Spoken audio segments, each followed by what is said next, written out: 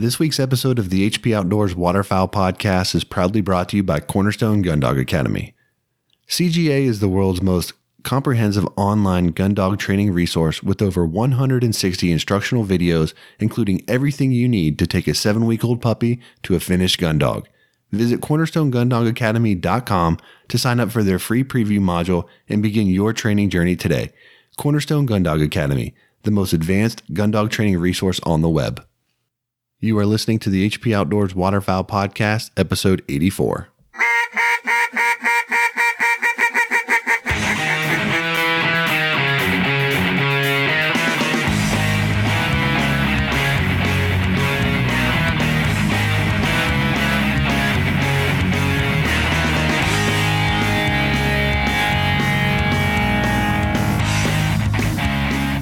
This week on the show, we discuss 10 things that can go wrong during a duck hunt and what you can do to prevent them.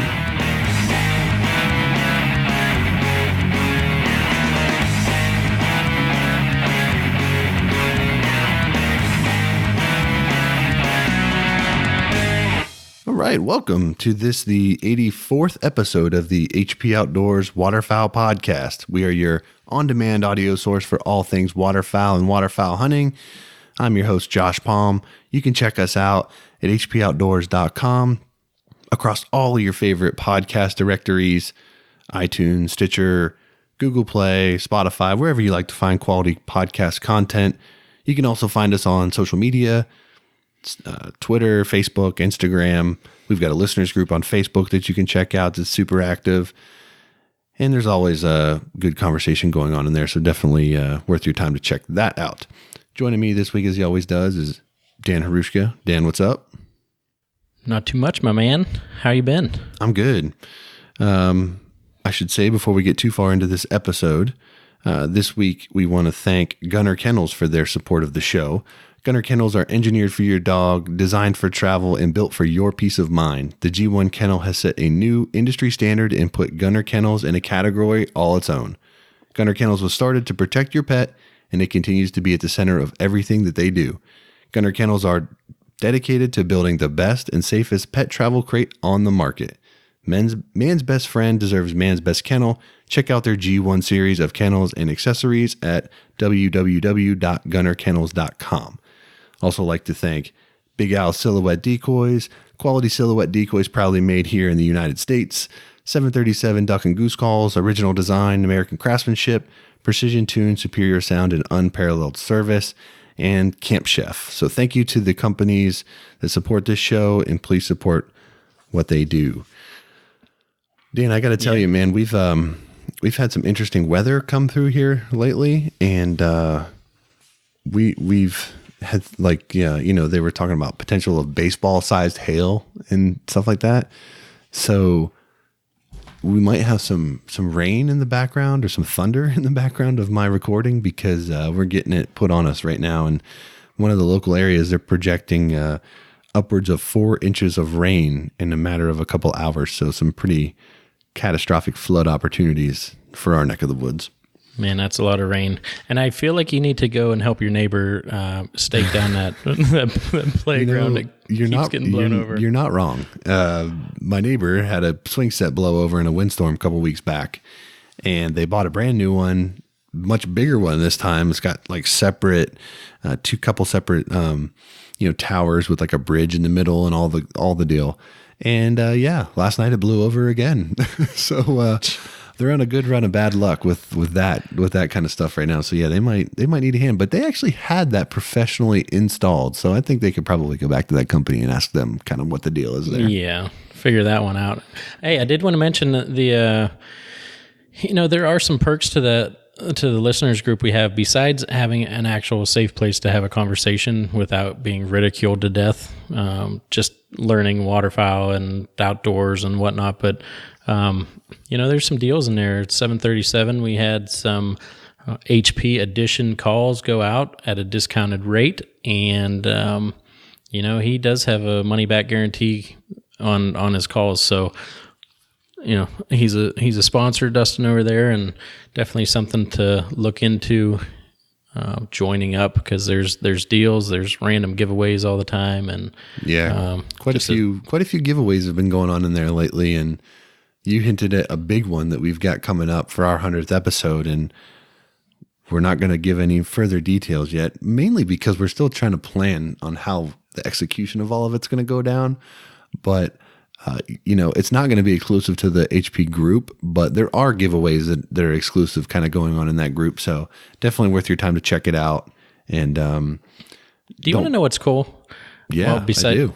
Besides the awesome 100th episode giveaway, which I won't talk about much more because it's still growing, and I think we're going to have to cut it off just because it's going to be way too much to handle. But if we talk like we're sitting around a campfire. That's kind of the vibe we like to give off. But the guys in there, literally, I don't know how many calls have been given away.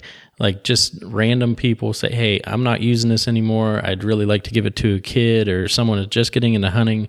A couple guys have given away multiple calls, and it's just, I don't know, it's just super cool. Like a lot of generous people in there, and just a lot of just really, really good people.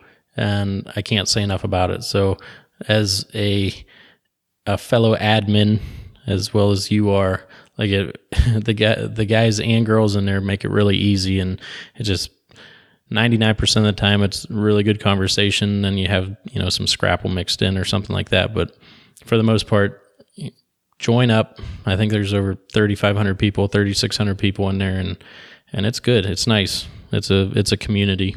Yeah, one of my favorite things that's kind of going on right now is we're seeing kind of geographically across the country, we're seeing these meetups of listeners of the show, kind of getting together for happy hours and stuff like that. And it's just super cool because you're seeing guys, meeting new people and making new friends, based on a common interest and a common ground of waterfowl hunting. And, I'd be lying to you if I didn't feel a little sense of pride knowing that, we were able to help them make the connection through this show and through that group. So very, very cool. Like to see that. And as you said, very supportive community.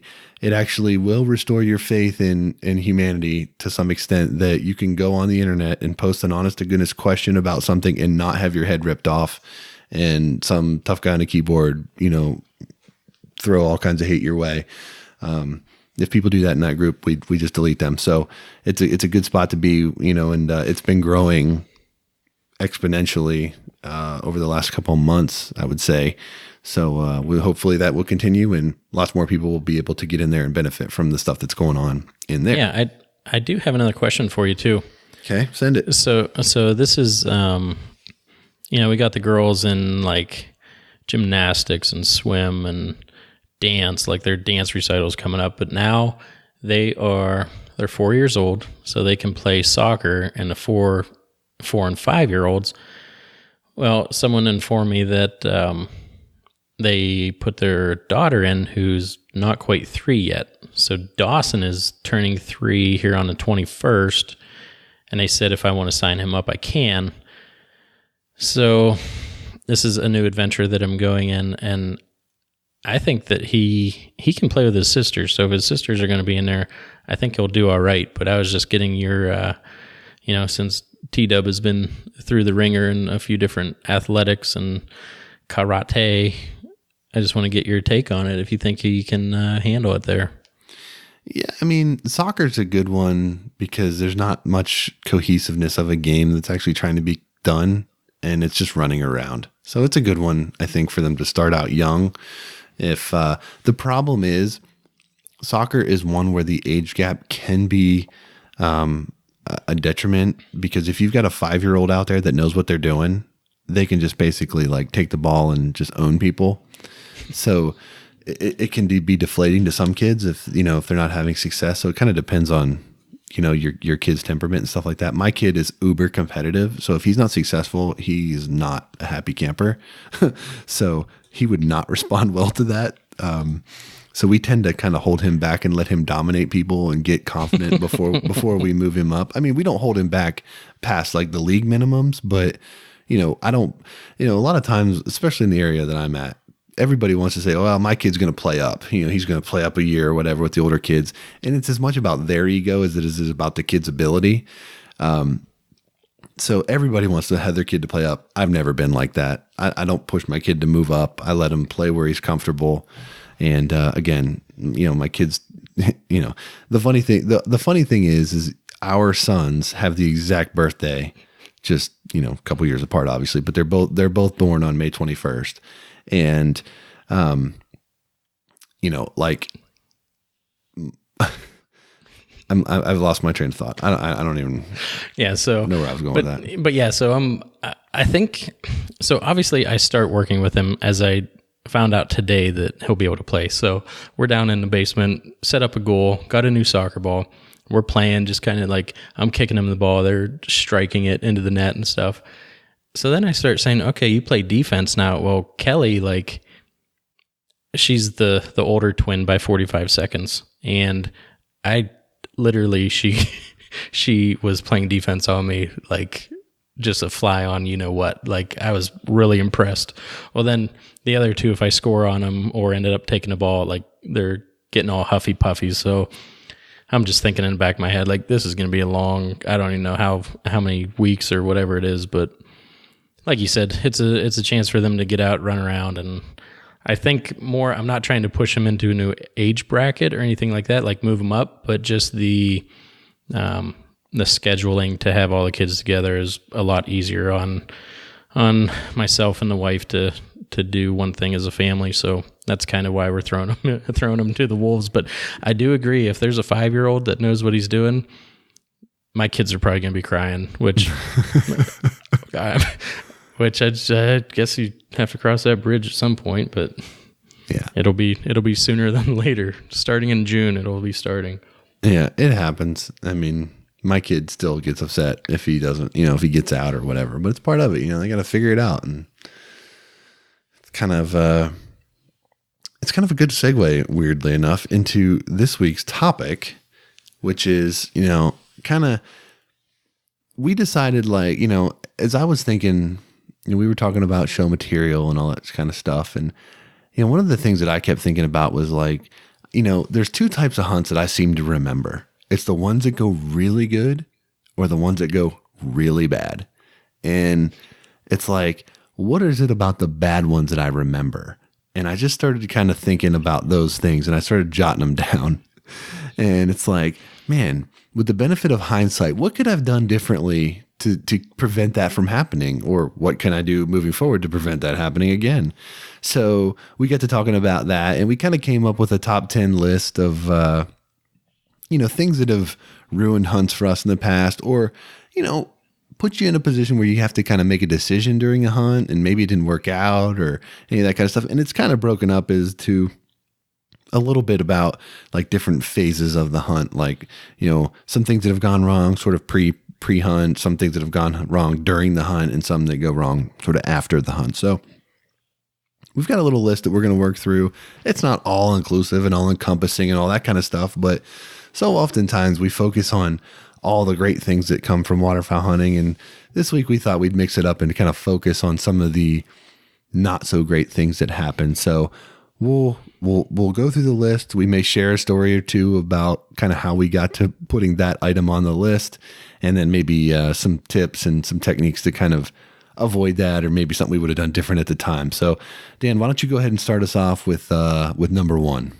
All right. I think it happens to everyone, and, we're not calling buddies out or anything like that, but, just going past that alarm clock, buddies sleeping in, and, not just sleeping in and showing up late, but if they are the one that owns, say, a boat or the decoys, or they have the trailer with all the decoys in it, that can be a very disheartening and nerve-wracking experience, especially if you're waiting for them and, you start seeing the sun peak up a little bit, the birds are going to be there in 10, 15 minutes, and you still have a half an hour of putting decoys out and blinds, if the blinds are in there too. So, it depends how you're set up, and we usually meet and then drive to the field. We meet at a place and load everything up. And, a way to fix that, I'm always texting or talking to people the night before. And then as soon as I wake up, I'm sending text messages out, morning sunshine. And if I'm not getting responses back, then the phone calls start. So I know how long it takes people to get to that meet spot to make sure we're on time. It doesn't seem like I get the same courtesy calls because every once in a while I will sleep in and, I'll set my second alarm to wake me up. So I text people, call people if they're not picking up. And then if it's myself, then I do have my first alarm and then I have a second alarm a little bit later. And I usually don't have any trouble waking up because if I know I get time in the field, I'm usually up and at them and trying not to wake everyone up or get the dogs barking. So that's kind of a pre-hunt issue that happens a couple times a year. Yeah, I mean, look, we've all done it, right? We've all slept through an alarm. It happens. It sucks, but it happens. When it becomes a real big issue is when the person habitually does it. And as you mentioned, if they've got the boat or, even more so, if they've got the permission to be on that field or whatever it is, that can really, really make it tough on you and ruin a hunt. So one thing that I think is good, and I'm going to take it from a different angle. If this is you, right? If you tend to sleep through your alarms or something like that, this is not like breaking news, but you have to get that alarm set away from your bed where you can't inadvertently turn it off and fall asleep immediately without even realizing it. I've done that. I turn my alarm off and I fall back asleep and I don't ever remember the alarm even going off. So I'm kind of like you though. On hunting mornings, I'm usually popping right up out of bed, but if you struggle with this, set that alarm like on the other side of the room. So it's going to go off until you physically get out of bed to go turn it off. That's kind of the one fail-safe that I know to ensure that you're going to get up. I was going to say, that doesn't surprise me so much because you also beat up people in your sleep. So, dude, that was like 100 years ago and it was one time. I mean, that's just a completely unfounded statement. But it did happen, and hopefully you learned a lesson. It haunts me to this day. Clearly, it stuck with you. That is clear. Yeah. But So I think the bigger issue is that you fell right back asleep after you were forearm busting my head, and then you just roll back over. Sorry, I thought you were Rudy, and roll over, and then you're snoring. So that's the thing. I was never fully awake. So I didn't have to fall back asleep because I was never awake. I just whooped up on you while sleeping. So yeah, good times. So anyway, sleeping through the alarm can be problematic for everybody involved. So that's one quick way to ruin the hunt. So take precautions, set multiple alarms. If you know that you struggle with this, ask your buddies, hey, text me, call me, whatever. But it does happen. It's happened to everybody. And, limiting that, I think, is the important takeaway here. Number 2, everybody looks forward to the hunt, and there's no worse feeling getting out into the field and realizing that you forgot something, whether it be your calls, your shells, your license, whatever it is, your coffee, whatever it is that you've forgotten. That is one of the worst feelings because that, the guys in the blind probably don't have enough extra stuff for you. It's just not going to be as good of an experience. And if it's your license and stuff, you might have to stop hunting altogether. It might be something that literally could end the hunt. So what I found, and I'm sure a lot of guys do this, the night before I lay out everything, I take my time. When I tend to forget stuff is when I'm rushing. So like if I'm busy the night before and I don't have a chance to pack out everything and I got to do it in the morning when I wake up, I tend to make mistakes and overlook things. I also tend to keep my gear sort of packed from the hunt before. Like I don't typically go through my blind bag and unload everything. And so hopefully I can kind of take it as is and have most of my gear. The exception to that is when it gets real wet and I got to dry it all out. But for the most part, I leave it all together, but I do a pretty thorough layout and pack out the night before just to ensure that I have everything that I could possibly need. And then it's also not a bad idea, if you can, to leave a few extra things like in your truck. If you can have an extra box of shells in your truck, just in case, you forget to bring any with you, it's always kind of a nice fail safe to have in place. Yeah, I think this year was probably my worst year in this regard.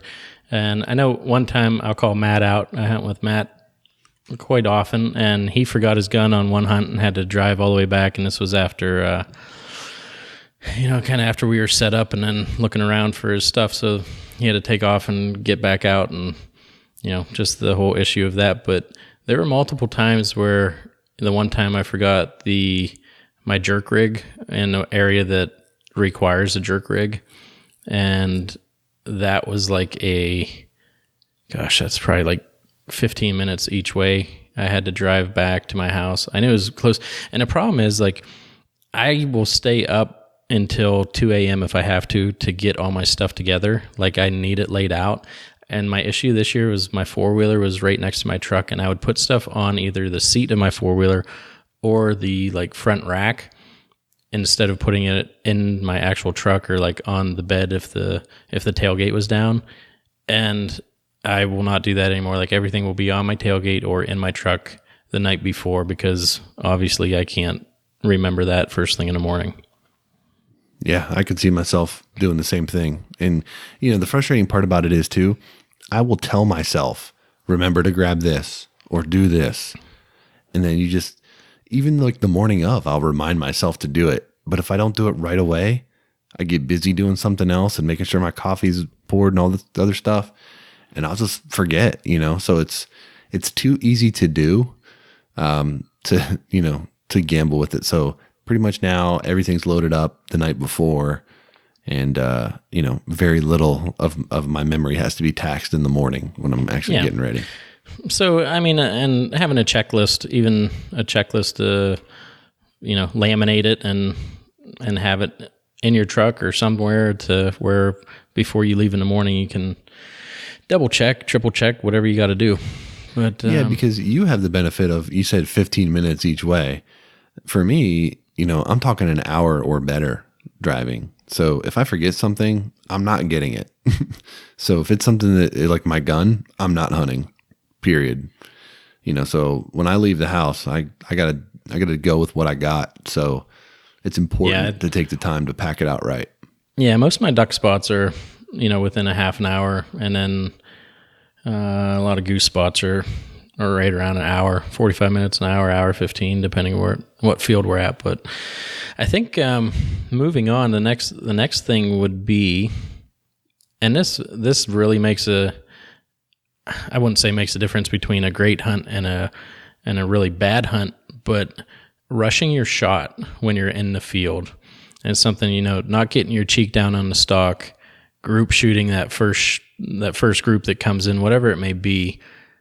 But I think that's something that if you can mentally make a note as you get in your blind, A-frame blind, layout blind, whatever your pit blind, whatever you're doing, just reminding yourself when you pull up, count to 2, whatever you got to do. 1, 2, pick out one bird, boom, one shot at a time.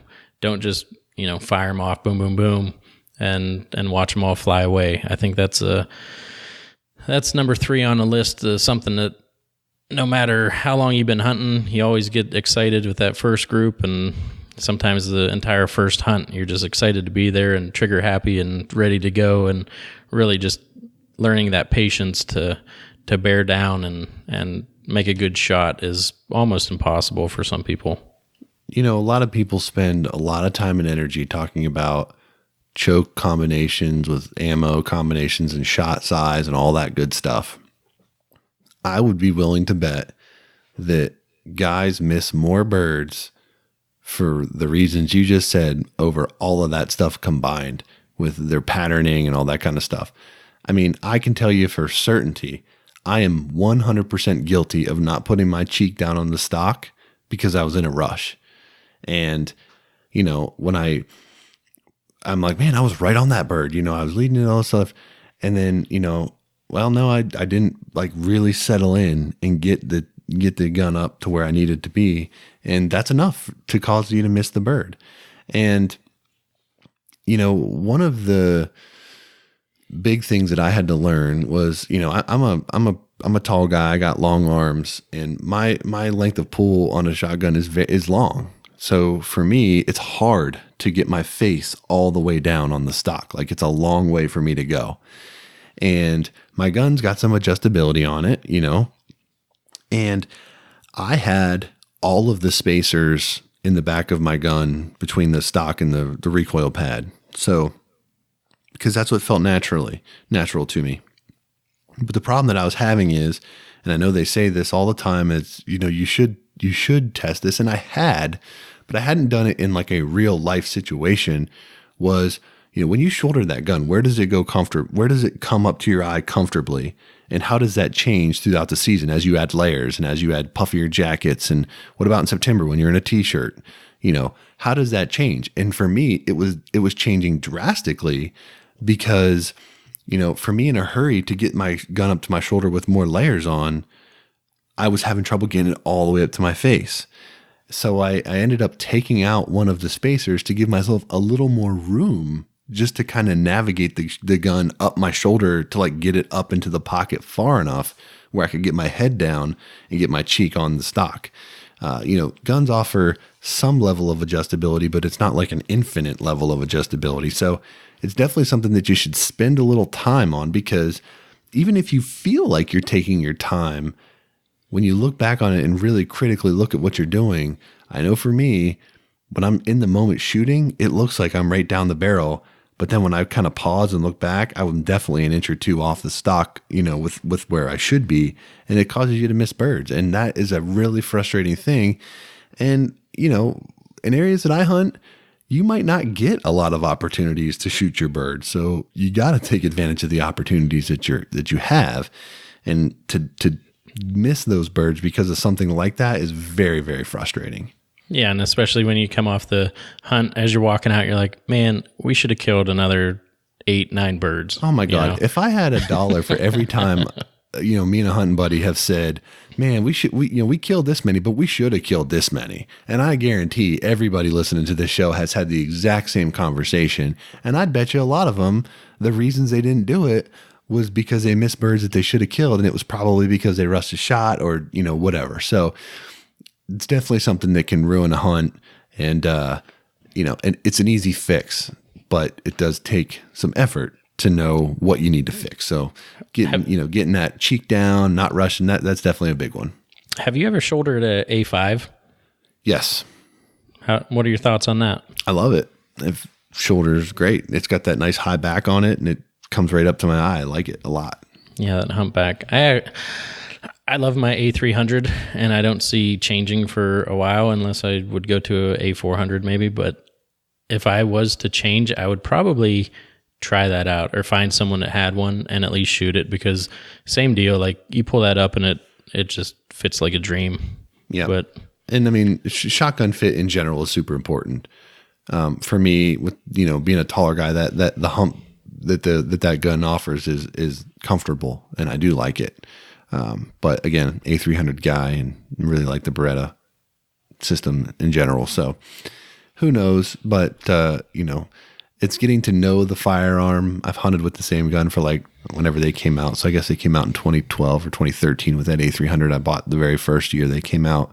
So I've hunted it with it a long time. I've gotten comfortable with it. I've kind of missed enough birds with it to know when I'm screwing up, when I'm missing.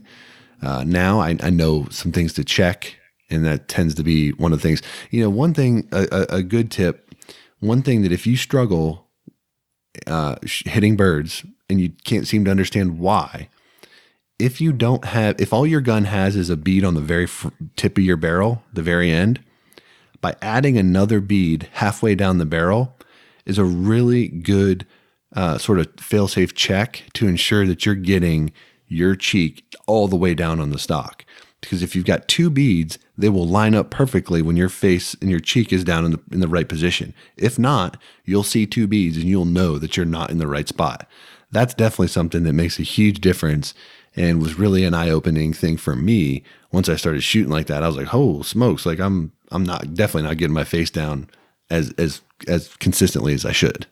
So you put an aftermarket one on there? Yeah. Yeah, I know. I think the Super Black Eagle 3 has them. Yeah, I think there are some other manufacturers that include them as well, but the A300 does not come with them as a standard, and a gunsmith can put them on for you pretty easily. I might have to try that. Yeah, it's a game changer. I usually don't have too many issues. I feel pretty comfortable with my gun, but it's when it fires. Yeah. Hey, that A300 has never misfired. I've only been on a couple hunts. I was going to say you haven't given it the Dan Harushka treatment yet. It had a hell of a break-in though. All right. Well, let's move on. All right. So this one's one that's near and dear to my heart, and that is when a friend has a leak in his waders. Oh, and he skipped one on those cold mornings. I figured you'd do that. I kid because it happened to you, obviously, but gear failure in general and being uncomfortable in the field is kind of a bad deal, right? And if your waders leak, and especially on really cold mornings, I mean, you're miserable and it can ruin your hunt and can be unsafe. So, checking your gear for that kind of stuff, buying quality products from the start, all of that goes into it. But, the thing about gear is too, like, and a lot of these things, it impacts the guys you're with. And, I kid about that morning with us, and ultimately it wasn't a big deal. But, to that end, you may only get a handful of days in the field with your buddies. And, you want to maximize those to the best that you can. And making sure that your gear is reliable and is going to, keep you comfortable is really, really important. So checking that stuff. I mean, I'm guilty of it. I'm sure a lot of other guys are guilty of it, of putting off those wader repairs. They got a little leak in them, but yeah, no big deal, whatever. I'll it's not too bad.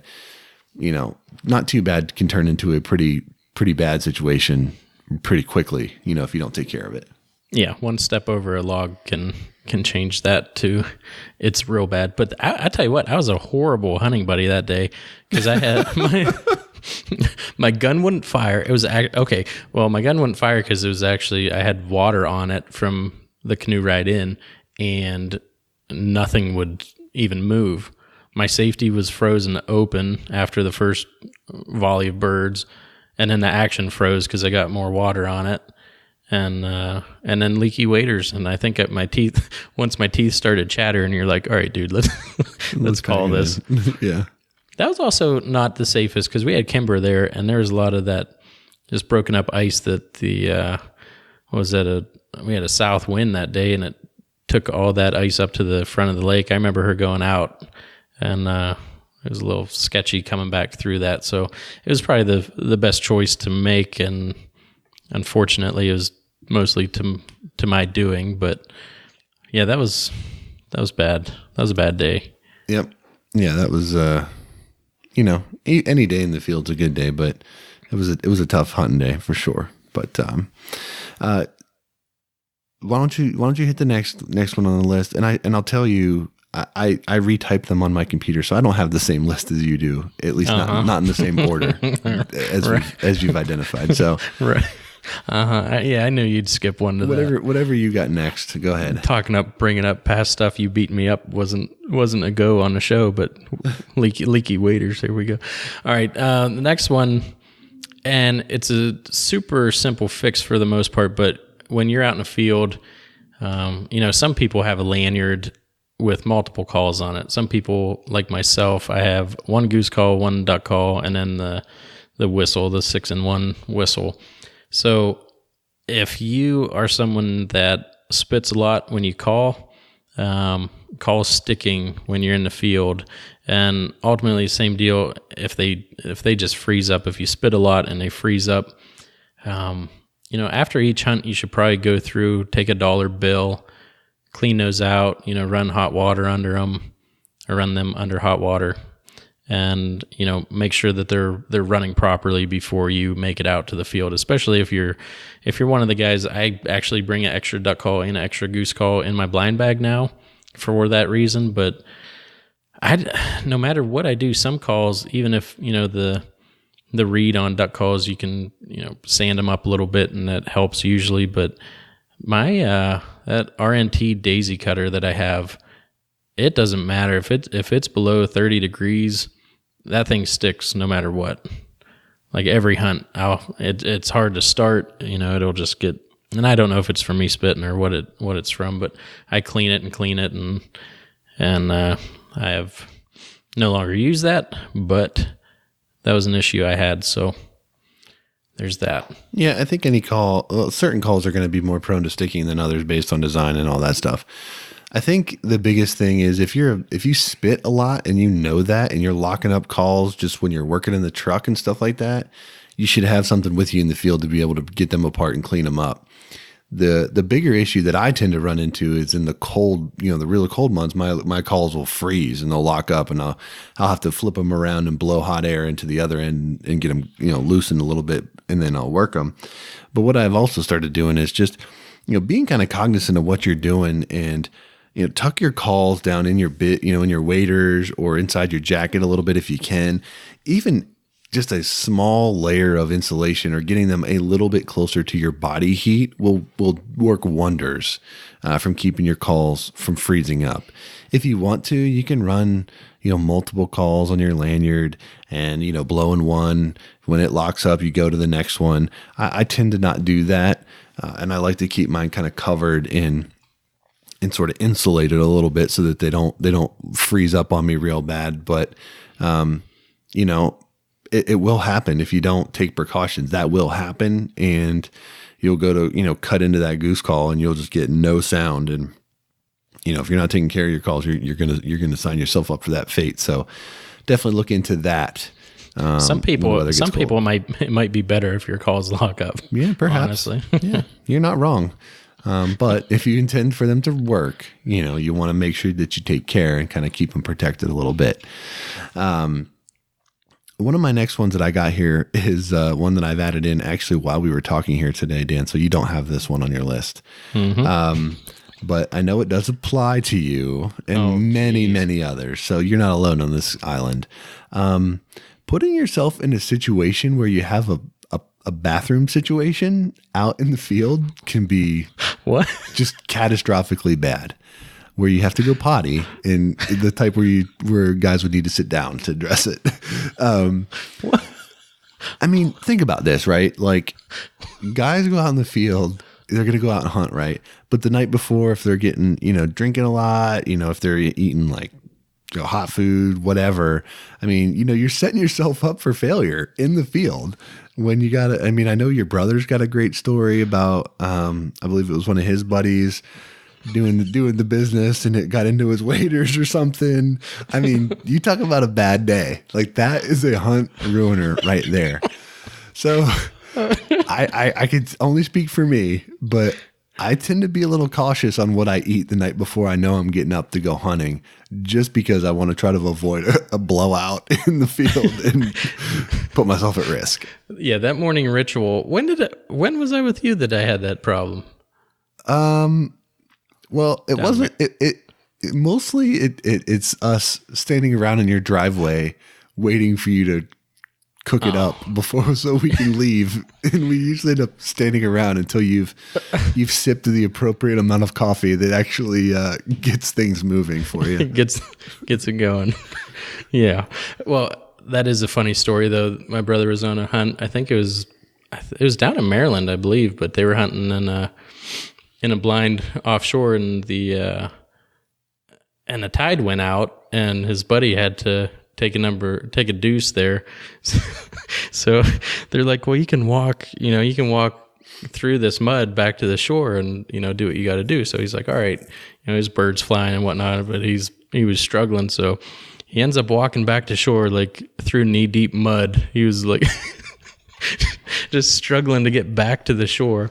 And then once he gets there, I think he made it about halfway and found I'd say a small 4x4 island that he was trying to balance on.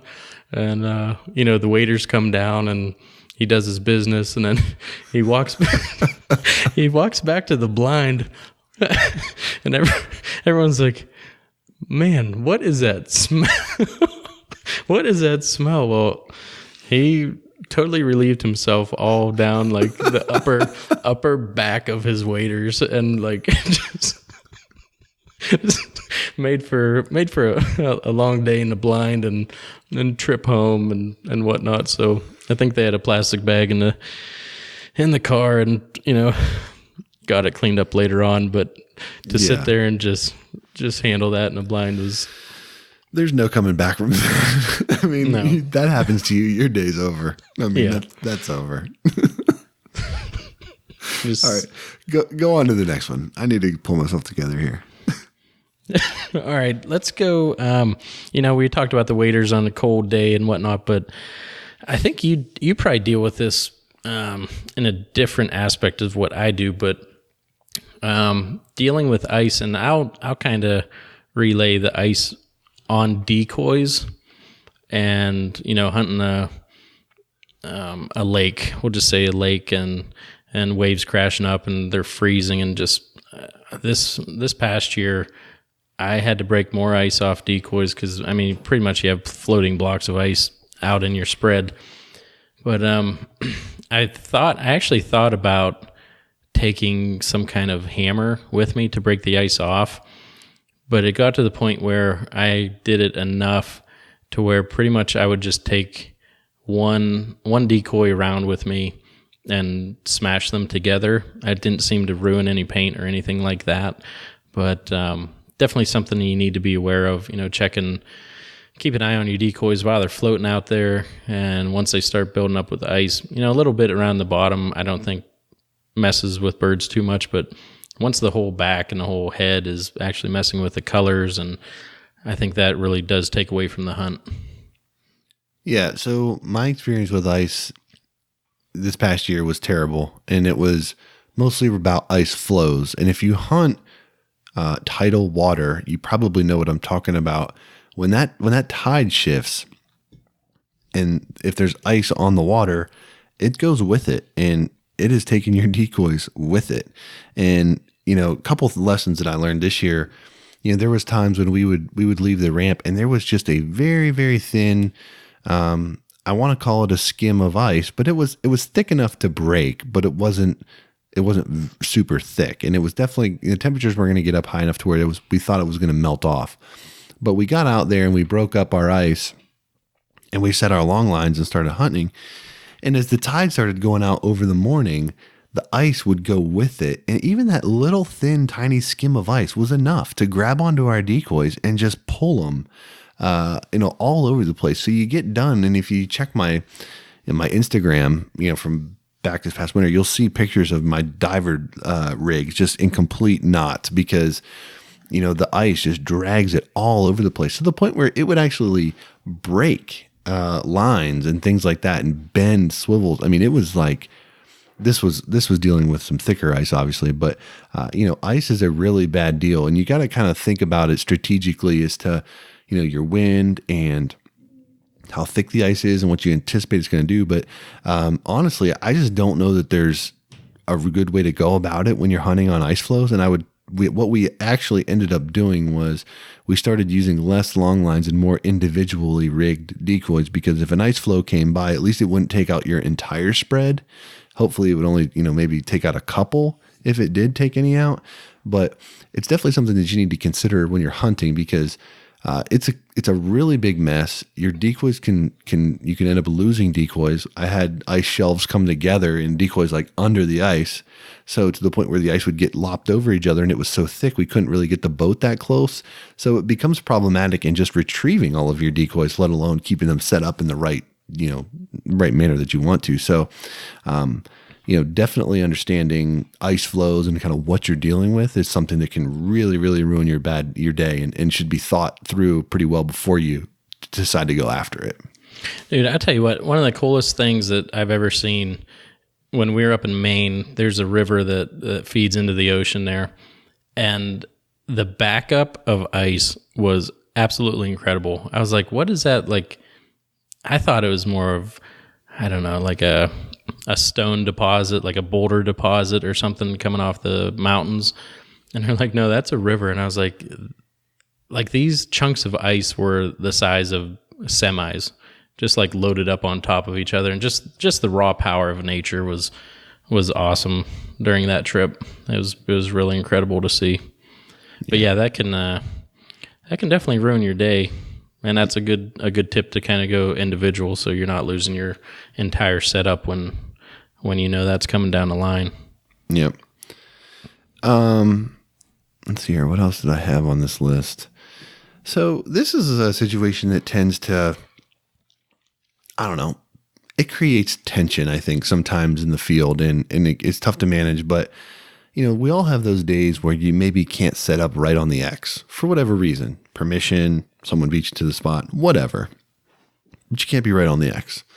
So inevitably, when you're hunting that situation, a lot of second guessing is going to go on as to what you can do to try and pull birds that are trying to go to this X, trying to pull them off into your spread. You know, so you're going to have guys, a lot of times you're going to have guys arguing or bickering back and forth about decoy setup, about, motion. Well, these birds are flaring for whatever reason. We should move over here for whatever reason. The wind's not right. A lot of things start going on in that kind of scenario. And I think when you're in that position, it's really a good idea to kind of have a discussion as a hunting group, whether it's 2 guys or 6 guys or whatever. Have a discussion about what you think collectively is going to be the best way to approach the scenario, and then go with that and just sort of nip all the bickering and everything in the bud right from the start, because there's no worse situation than having one guy that's like the whole morning, yeah, I told you we should have moved, or I told you we should have pulled the spinners, or I told you we should have done this, like, or I told you should have done that. It's like that's really counterproductive to the whole thing, right? It's just going to irritate people and tick people off. So I think it's a challenge when you can't get right on the X, right? And it's best if you can kind of collectively talk through that on how you're going to approach it, instead of having one guy make the decision and then everybody else sort of armchair quarterback that dude's decisions, which is inevitably just going to tick him off, if you know what I mean. Yeah, and that's tough too, because some guys are, I wouldn't call him the guide, but kind of the leader of the group and decision maker of setting up. But that guy should be smart enough to, make it a group decision. And this is kind of something too that we talked about with Ben Webster of Big Kansas Outdoors. Know the expectation if you're not going to set up on the X. He has some guys that, might not be able to lay out in a lay down blind, and they say, I need an A-frame. Okay, well, with scouting, like, we need to be out in the middle of the field. So as long as you realize that birds are going to be landing in the middle of the field and we're going to try and pull them over, then you have to realize that's going to be the hunt today, because that's what we have set up, and you didn't tell me that you needed to be in an A-frame, or we would have tried to find a different field. And that's something that needs, you need to talk about that as well. Yep. What else you got on your list there, big guy? I got one that applies to, I think, more goose hunting than duck hunting, especially with us, since we run a lot of foam-filled decoys. Yeah, shooting decoys. Mm-hmm. Yep. And it's just, again, it's something that you get bitter over, because, decoys are not cheap. And when you have a nice setup and someone starts putting holes in your full-body honker decoys, I've never seen fights break out. And actually, we have turned one into more of a mascot that has a big hole in the side. I don't know if that affects our hunting at all. It hasn't seemed to, but that's kind of our lucky decoy that will move around if things are slow. That was a New Year's Day hunt that we kind of joined up with a different crew, and the one guy's dad kept falling asleep, and we'd yell, "Take him," and he'd wake up, and he thought the one Higdon decoy was a goose, and he straight blasted a hole right through the middle of it. So, you laugh at the time, but then you start thinking about, like, man, that's the kind of expensive shot there. Yeah. Well, it begs the question, why is he body shooting? Why did he even get a pellet in the head? I think his glasses were a little sideways from sleeping, and he just sat up quick, and that was the first thing that looked real. That sounds safe. Yeah, Shooting decoys is very frustrating, especially when it's your money that you've invested in them. Being a diver hunter, I think hunting over foam decoys, I'm pretty tolerant to the divers getting shot. I think that you kind of have to expect it to some degree. Birds coming in low on the water, things like that. I think to some extent you have to be willing to accept that, which I am. So long as other people are making an effort, at least they're not just completely smoking birds like on your decoys. If you're making your best attempt, that's good enough for me. I think that when you see situations where guys just have no concept of, the cost of the decoy or disregard for them as yours and all that kind of stuff, that can be a pretty bad situation and get guys frustrated, which I totally get. And I think that as part of, we've talked about it before, how we kind of like to do these safety meetings beforehand and stuff like that. I think as part of that and kind of part of, hey, this is your sector, fire in your fields, those kinds of things, you put that in there where like, hey, really try your best not to shoot the decoys if you can, let the birds get up off the water or whatever, make it known that you don't want people actively trying to shoot up your decoys. And as long as they're not making a concerted effort, that's about as the best you can hope for, I think. And if you see somebody shoot one, if it didn't look deliberate, or whatever, maybe let it slide. But I mean, I think you got to be able to just have a conversation with somebody, like, hey man, like, can you just try not to smoke a bird that's like swimming around in our decoys? Let them get up off the water, whatever. Because again, especially if you're not hunting foam filled, those decoys are going to be sunk real quick if you're shooting into them like that. So someone remind me in the listeners group, someone listening to this, remind me when this episode comes out to post the picture of Trav and the black duck. He bought some avian black ducks, which are really nice decoys. And we had a few ducks land, and we shot a couple, and a couple more were still on the water. So he turned real quick, and he blew the head off his avian black duck. And I took a trophy shot after the hunt of him just holding it with a big old smile on it. So he did his own damage, but nonetheless, it was an expensive pull to the trigger. Yeah, no doubt about that. All right, so what do we got? Maybe 2 left that we can probably hit? 2 left, which will be 10 and 11 after your bathroom situation ad. Oh, that was a little bonus one. You got it? You want one? Yeah, I'll take one. So I think if I know what the last 2 are that you have as well, I think both of these kind of tend to fall into the hunting buddy category of after the hunt. And we've done an episode on how to be a good hunting buddy or what to look for in a good hunting buddy. Feels like forever ago that we did that episode, so I'm not exactly sure what that all covers. But being a good hunting buddy is important. Being a good hunting buddy and knowing what to look for when you're, meeting new people and kind of forming relationships with new hunting buddies, very, very important. And one of the biggest things that I know frustrates a lot of people is that when guys won't take birds, and maybe this doesn't happen for everybody, but I know that there are situations where, let's say you're hunting Canada geese and, you shoot 3 a man and you got a 4-man limit or whatever. And 1 or 2 of the guys doesn't want to take any birds.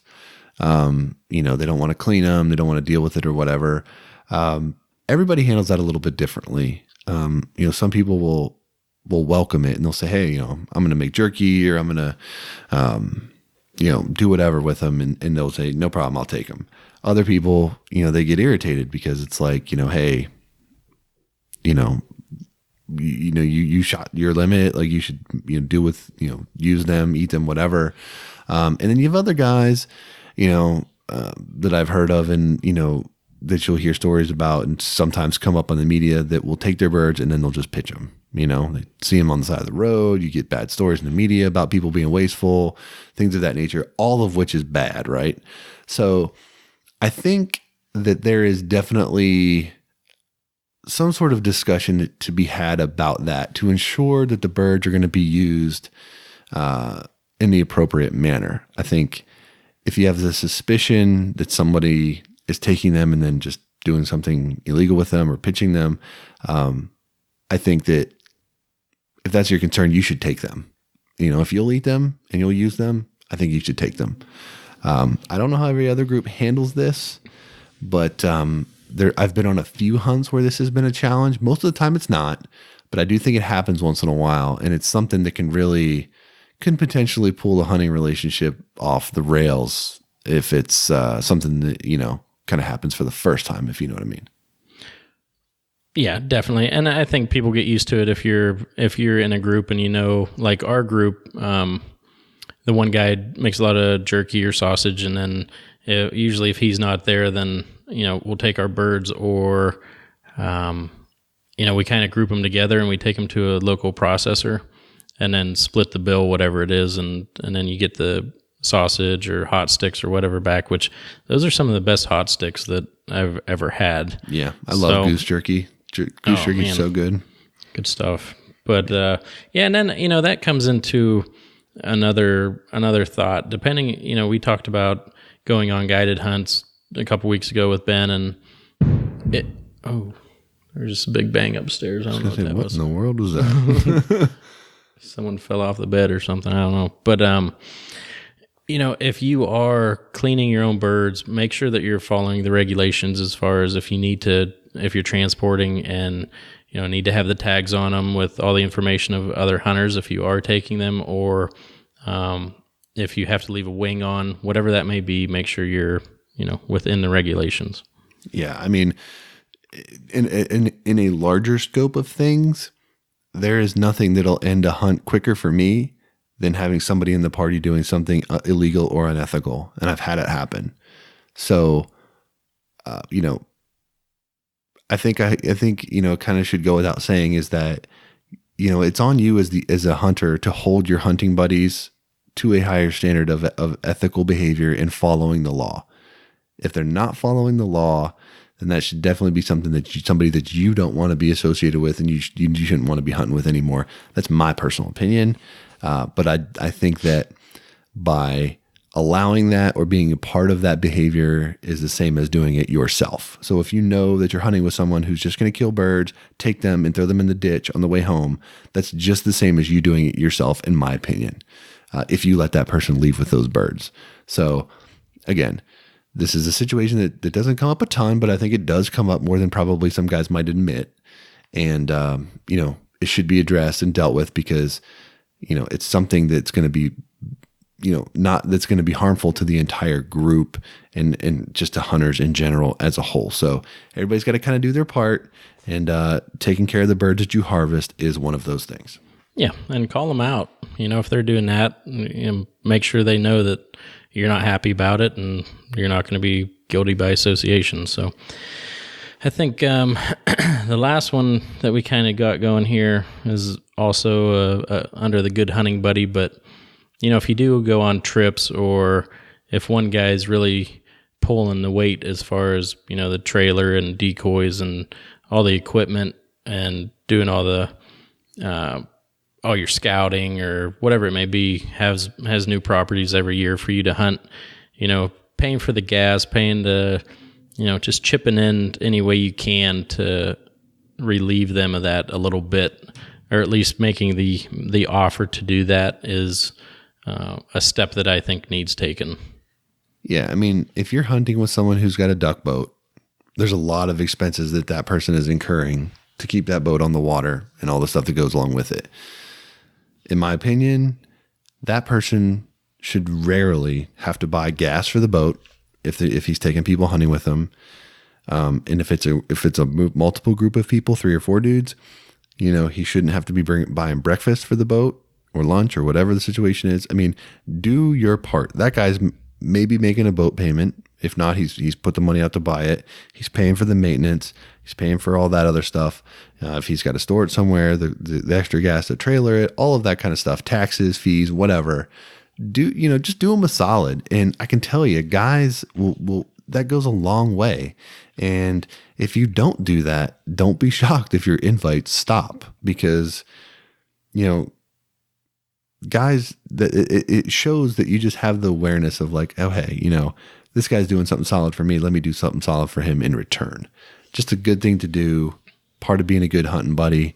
And, I would say that if you're not willing to do that kind of stuff, you should probably think twice about taking somebody up on an offer, because you're going to leave that person with a bad taste in their mouth when they get done hunting with you if you don't do that kind of stuff. Yeah, and another thing too, sorry to cut you off there, Dan. Don't be shocked if sometimes the guy says, nope, I'm good. Like, I just filled it up. Don't worry about it. Right. Let them make that decision though. Okay. Like, offer it, at least at a minimum, offer it, and let them tell you, nope, we're all set, man. I appreciate you coming. I enjoy the company. Don't even worry about it. Whatever. Other times they might say, I appreciate you offering, and $20 would be great. Whatever. But at least the offer is there. Yeah. And don't go with the mentality of, well, he's going to go anyways, I'm just riding along. Like, that would make you a bad hunting buddy. Correct. I agree with you. So I think that probably wraps up our list of 10 plus a bonus things that can go wrong in a waterfowl hunt that can be avoided, or, at least steps can be taken to sort of minimize the damage that these issues might cause.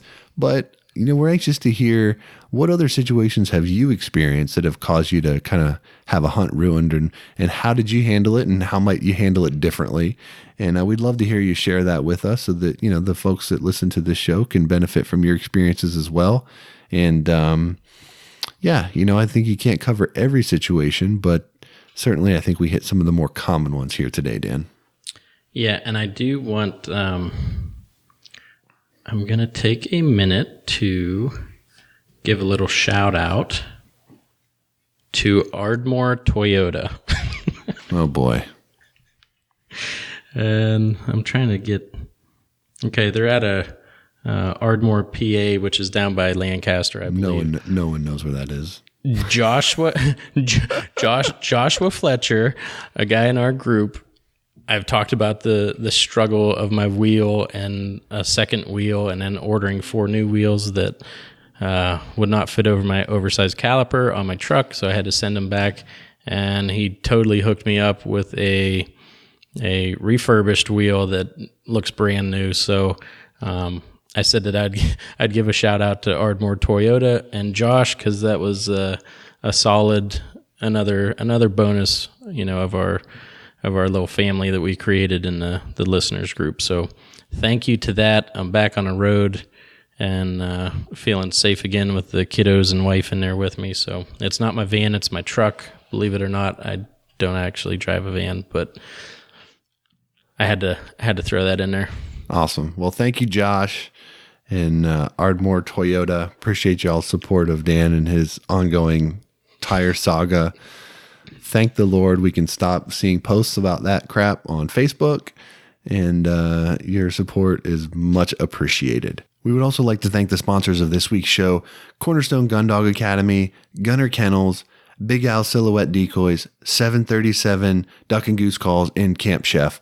Thank you to the companies that support our show, and please do what you can to support those companies, as they do help us out a lot and support the efforts that we put forth here with the show. Anything else you would like to add this week, Daniel, before we wrap it up? 100th episode. Get ready. It's going to be awesome. Just can't help yourself. I can't. No, it is going to be awesome. It is definitely going to be awesome. I'm excited about it. All right. I think that's going to do it for this week. Let's go ahead and put a bow on it. All right, that wraps up episode 84 of the HP Outdoors Waterfowl Podcast. Hopefully you enjoyed this week's episode and hearing about how we overcome challenging situations in the field. Feel free to check out all the past episodes on iTunes, Stitcher, wherever you can find good podcast quality content. And we love 5-star ratings and review on iTunes. We appreciate you guys tuning in this week. We will be back next week with brand new episode with brand new content. So until then, for Dan, I'm Josh. Take care.